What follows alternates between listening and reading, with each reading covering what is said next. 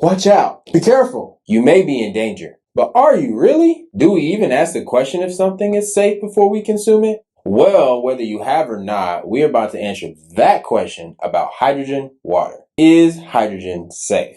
If you have watched any of my videos, which of course I suggest that you do, check them out. We have some good ones. Then you know that when I say hydrogen, I'm referring to molecular hydrogen, which is also known as hydrogen gas or H2. And we aren't just talking about hydrogen water. We're talking about the hydrogen gas in the water as well as other administration methods. To be clear, I'm talking about the safety of ingesting hydrogen gas. Hydrogen gas itself is flammable above 4%, but not when dissolved into water. We touch more on that in this video on the misconceptions of hydrogen water.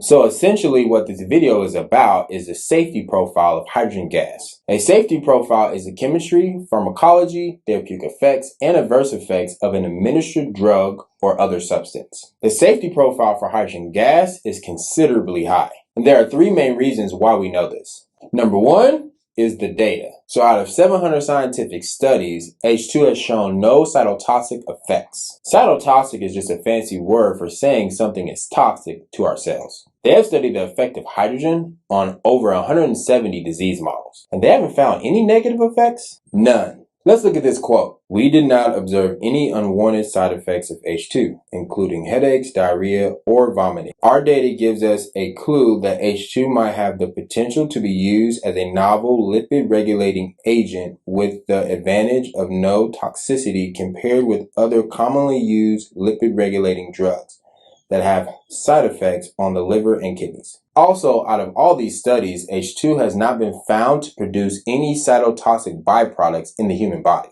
An example of this is vitamin C. Vitamin C, also known as ascorbic acid, is a known antioxidant with many beneficial effects. However, once it donates its electrons, we are still left with the oxidized state of vitamin C. This is called dehydroascorbic acid, and what was once an antioxidant is now a pro-oxidant. Because of this, it can induce toxic effects if the concentrations are too high in the cell. To quote this study, ascorbic acid or vitamin C is a potent dietary antioxidant with a double-faced character, in that it exhibits a pro-oxidant activity arising from its routine antioxidant property that generates reactive free radicals, which induces cytotoxic effects at pharmacologic concentrations. Here's another interesting quote. In addition to growing evidence attained by modeled animal experiments, extensive clinical examinations were performed or underway. Since most drugs specifically act on their specific targets, H2 seems to differ from conventional pharmaceutical drugs,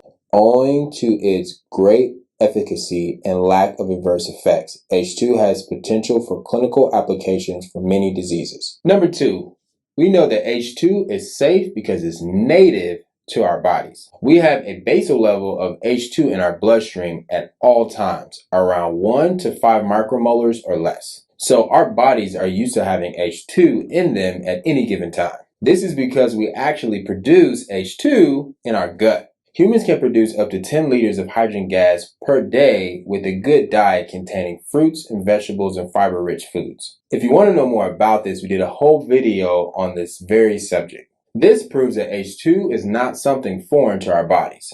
To quote this study, hydrogen has not been reported to be toxic at effective doses, and overdoses are unlikely as excess hydrogen is expired via the lungs. Number three, we also know H2 is safe because of experience. H2 has been used in deep sea diving since 1945.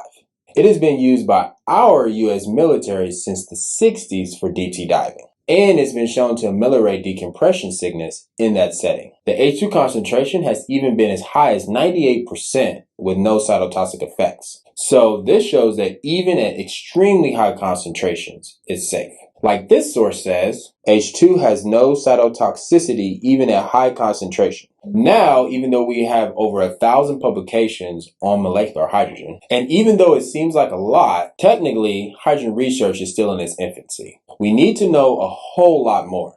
We need more clinical studies to really know how safe hydrogen is in all categories. But it's safe to say the odds are in hydrogen's favor. So let's wrap it up with this quote. H2 can be administered as a gas, in saline implants or infusions, as topical solutions or baths, or by drinking H2 enriched water. This latter method is the easiest and least costly method of administration.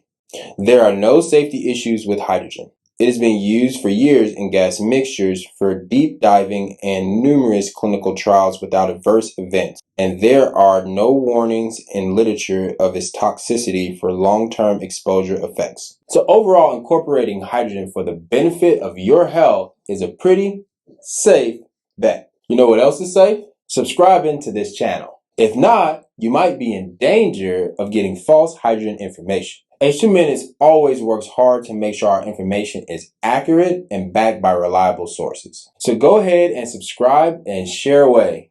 You know you want to. And that's your safe dose of H2 in 2 minutes.